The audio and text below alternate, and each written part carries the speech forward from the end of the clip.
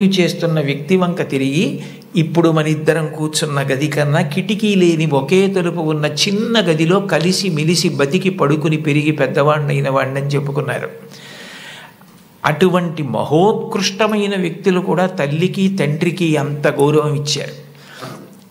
సందర్భం కాబట్టి ప్రస్తావిస్తున్నాను. మన గౌరవ ముఖ్యమంత్రి నారా చంద్రబాబు నాయుడు గారు స్వయంగా ఒక వ్యాసం రాశారు. తల్లికి జేజే, తండ్రికి జేజే, గురువుకు జేజే అని ఒక పుస్తకం ఉంది. ఆ పుస్తకంలో బహుశా నాకు జ్ఞాపకం ఉంటే 3వ వ్యాసం అనుకుంటాను.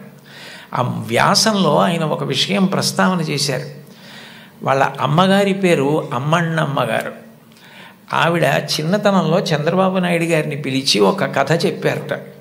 ఒరేయ్ నాన్న, మనిషి కష్టపడాలి. ఎందుకు కష్టపడాలో తెలుసా? ఒకరింట్లో ఒక పంది, ఒక నక్క రెండు ఉండేవి. ఆ పంది చాలా కష్టపడి పనిచేసి మధ్యాహ్నం ఇంటికి భోజనానికి వచ్చేది. నక్క పని చేయడం మానేసి చెరుకు తోటల్లో తిరుగుతూ ఊళలు వేస్తూ వచ్చే ముందు బురదలో పొర్లాడి వచ్చేది. పంది ఒళ్ళు కడుక్కుని వచ్చేది. ఇంటికొచ్చి శుభ్రంగా ఉన్న పందిని చూసి ఇదేం పని చేయలేదనుకుని మంచినీళ్లు మాత్రమే పోసేవాడు యజమాని.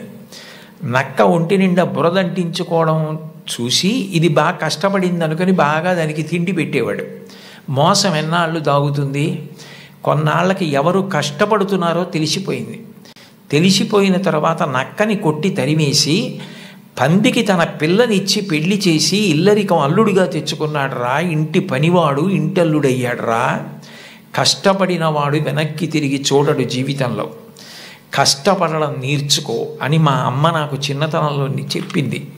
మా అమ్మ చెప్పిన కథ నా జీవితానికి దిశానిర్దేశం చేసింది. ఆనాటికి ఈనాటికి ఏనాటికి నాకే కాదు మా ఊరంతటికి అదే భగవద్గీత.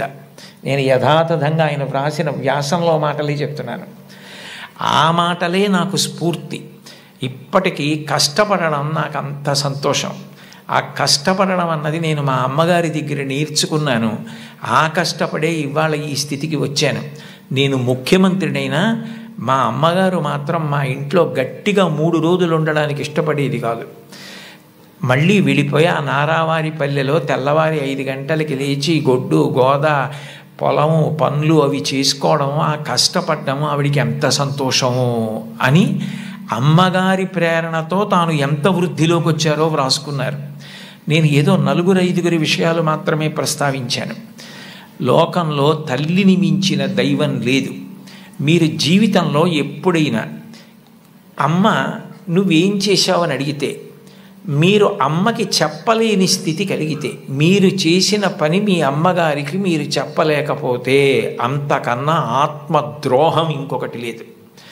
మీరు ఏది చేసినా మీ అమ్మగారికి చెప్పగలగాలి. ఇది నేను మా అమ్మకి చెప్పలేను అన్న పని చెయ్యకండి. మీరు ఒకవేళ తప్పు చేసినా మిమ్మల్ని క్షమించడానికి సిద్ధంగా ఉండే మొదటి వ్యక్తి ఈ ప్రపంచ